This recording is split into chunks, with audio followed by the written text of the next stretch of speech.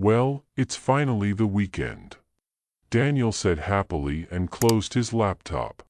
Some of his colleagues were still sitting at their monitors and filling out reports, but he had managed to finish his work before anyone else today. Maybe he got inspired by the upcoming weekend and turned up the turbo speed. He packed his things into his briefcase and headed to his car.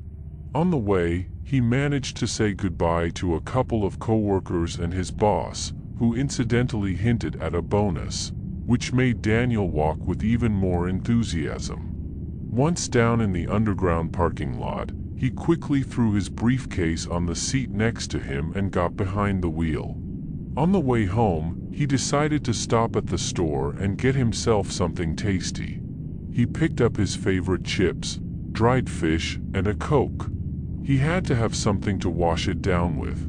Tonight the plan was to watch his favorite TV show all night and chew on everything he bought at the same time. He got home quickly. The office wasn't far from where he lived.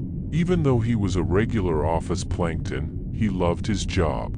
Daniel grabbed his briefcase and a bag of groceries and went home. At home, he decided to stop by the shower since it was quite hot today and he had managed to sweat through all his clothes.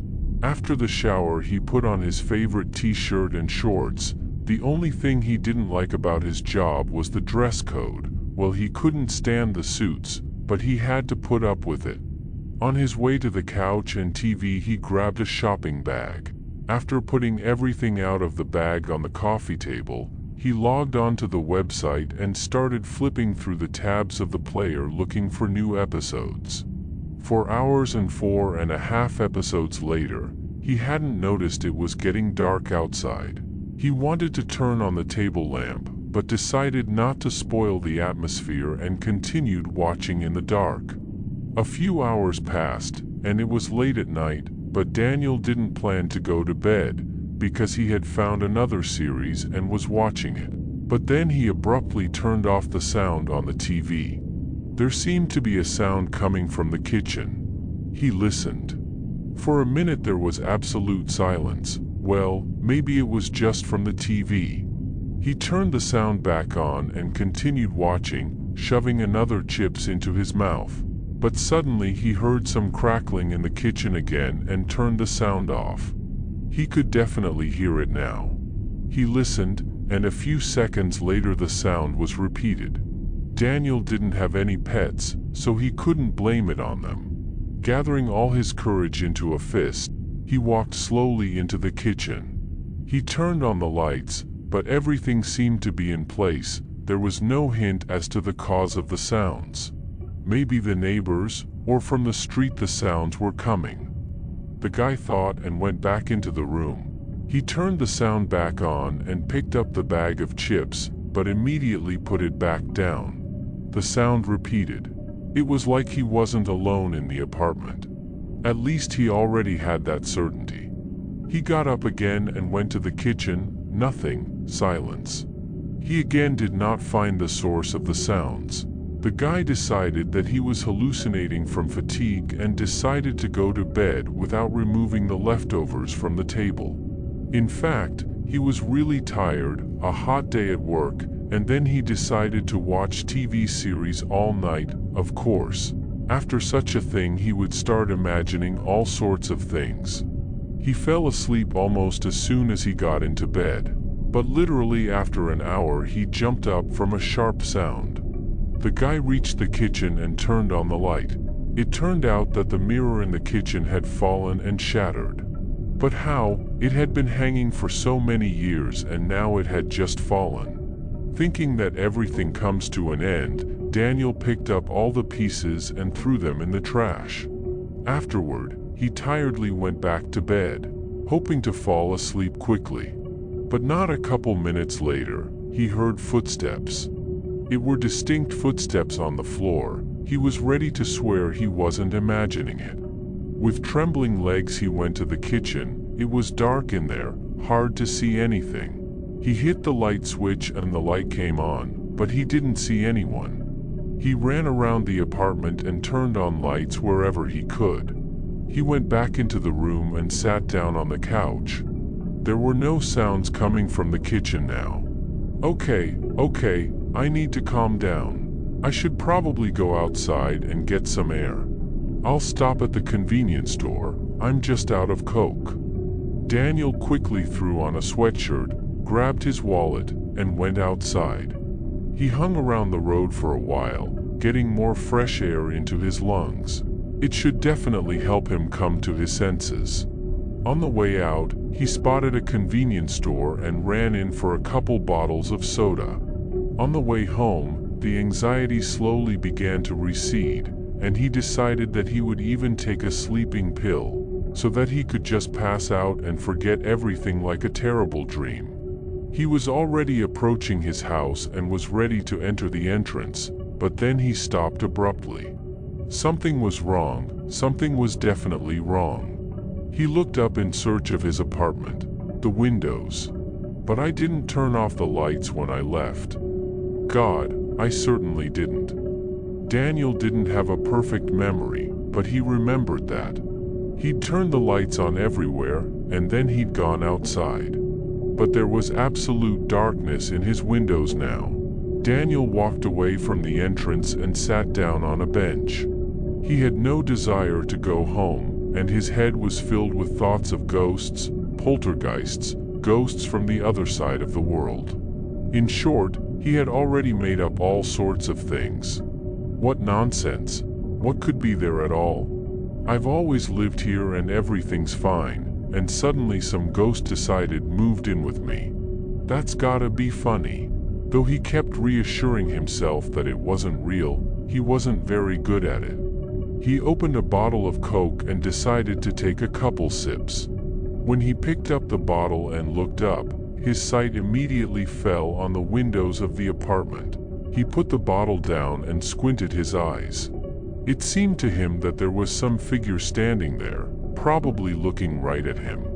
What a creepy thing, it sent shivers down his spine. But he was sure there was someone in the window. What do I do now?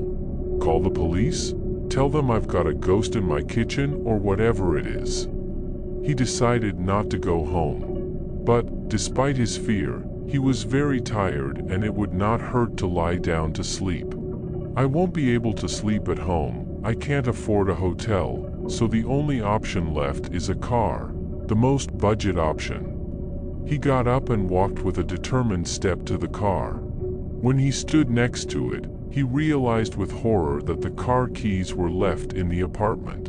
He was ready to nail himself for being so stupid.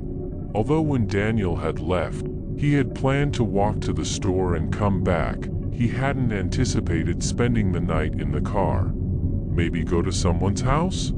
I don't think anyone would be expecting me at this hour. But he decided to take out his cell phone and call his friend, who was always ready to help in case of emergency. What? Dead? Is this some kind of joke? Why is everyone against me today? He didn't want to admit the creepy fact that he had no choice but to go back to the apartment. Okay, I'm just gonna run inside, get my keys and my power bank, and come back. Gathering all his will in a fist, he headed for the apartment, trying not to look in the window. He ran into the entrance and was at his door quickly enough. He leaned his ear against it and listened. There was absolute silence for a couple minutes, and he didn't hear any other noises behind the door. Exhaling, he inserted the key, made a couple of turns and opened the door, which cut through the silence with a creak. Standing on the threshold, he gazed into the darkness. There was no light anywhere, absolutely nowhere, though he had turned on light everywhere before he left. Maybe the power's out and I'm worrying for nothing. With his right hand he gingerly fumbled for the light switch and flicked it on. Nothing happened. Right, it was probably just the power's out. I can't turn on my flashlight, my phone's dead. Daniel walked slowly, leaning against the wall and groping by fingers along the way. He knew exactly where the power bank was. He had a separate drawer for all sorts of gadgets. He went into his room and immediately found the right drawer, and then took out an impressive-sized power bank. But he couldn't remember where he'd thrown his keys. He started groping all the surfaces he could find on the way. But then he froze. He heard a sound. Slow shuffling footsteps in the kitchen. Oh, shit. Not this. He began frantically groping around for the keys, gradually moving toward the exit. There would be a hallway in a couple of meters, and it was where the kitchen intersected with his room. He tried to move on tiptoe so as not to make much noise. Quiet shuffling footsteps continued to echo behind the wall. Keys probably weren't in the room. He must have left it somewhere in the hallway. He walked very quietly out into the hallway and glanced into the kitchen. It was completely dark. For some reason, not even the light from the window could be seen. It was as if something was blocking it. Daniel literally followed his every move, quietly making his way out and groping the shelves nearby. But suddenly everything went quiet. No footsteps could be heard. Then there was some kind of sound, like the crunching of joints. It felt as if something had turned in his direction and seen him. But then he heard footsteps again, but they seemed to get faster, and then faster and faster, and they were clearly coming toward him. Daniel panicked, and he sprinted forward, tearing everything in his path. It ran after him. Where are the keys? Where are the keys? Where are the damn keys? There was only one rack at the entrance, where he kept his shoes. Daniel ran to it and began frantically searching the surface for the keys. The distance between him and the creature was closing considerably. It was getting closer and closer. Come on, please, God. But then he felt himself kick something with his foot, which made a loud clang. He abruptly reached down. The keys, it was the keys. He grabbed it and tore towards the door. He literally felt something touch him from behind. Daniel flew out of the apartment and slammed the door with such force that he felt like all the walls were about to collapse. The guy quickly locked the door with the key and flew down the stairs. Once outside, he coughed and then inhaled the air with a full chest. He thought his heart was going to jump out of his chest. He had never experienced such a nightmare in his life.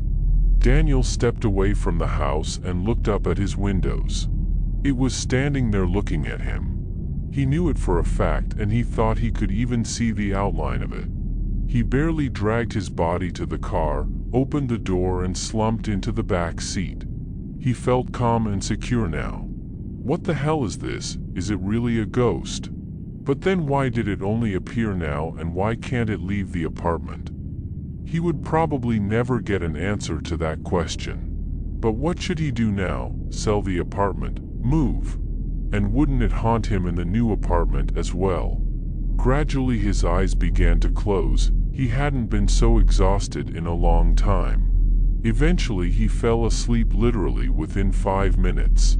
After a few hours, the sun began to shine so hard in his eyes that he grimaced and turned on his side. But then rose abruptly. He suddenly realized that it wasn't a dream and he was really asleep in the car. Daniel grabbed his phone to see what time it was, but realized that he was so exhausted yesterday that he hadn't put his phone on charge.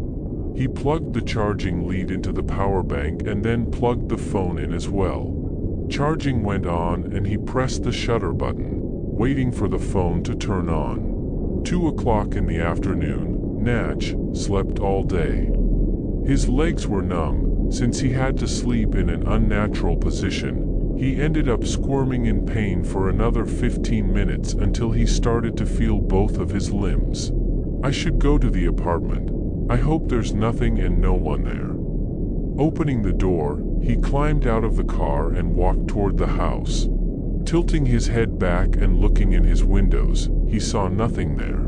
That gave him some confidence and he went inside. With a heavy heart he opened the door and looked into the hallway. The apartment was very bright and there were things lying around in the hallway because he had dropped everything on the way in yesterday. Daniel started looking around, looking for some sort of confirmation that someone else was here besides him. But nothing, no footprints or any other evidence. Maybe he really was just imagining it because he hadn't gotten enough sleep. There were shards of mirror in the trash, but he couldn't connect it with the creature. It just fell down. It happens. It took him a couple hours or so to clean up the apartment. Tired, he collapsed on the couch. What's next? Should I get out of here, sell the apartment, or did I just get myself in a tizzy?